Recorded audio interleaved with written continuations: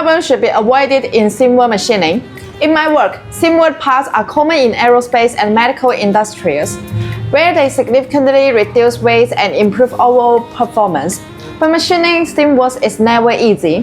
When wall thickness reaches 132, 0.794 mm or less, vibration and deformation can easily occur, causing torrent issues and poor surface finish.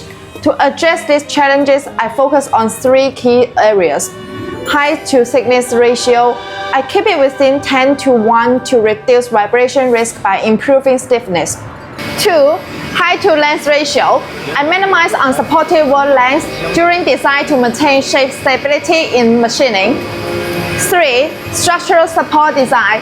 I add ribs, fillets or support points to enhance rigidity, keeping walls stable under cutting forces. By applying these principles, I can maintain lightweight features while ensuring dimensional accuracy and surface quality, achieving seam parts that are truly light but strong. We are TiRapid, and we pursue accuracy and stability as our commitment to quality. I'm Chloe. See you next time. Bye bye.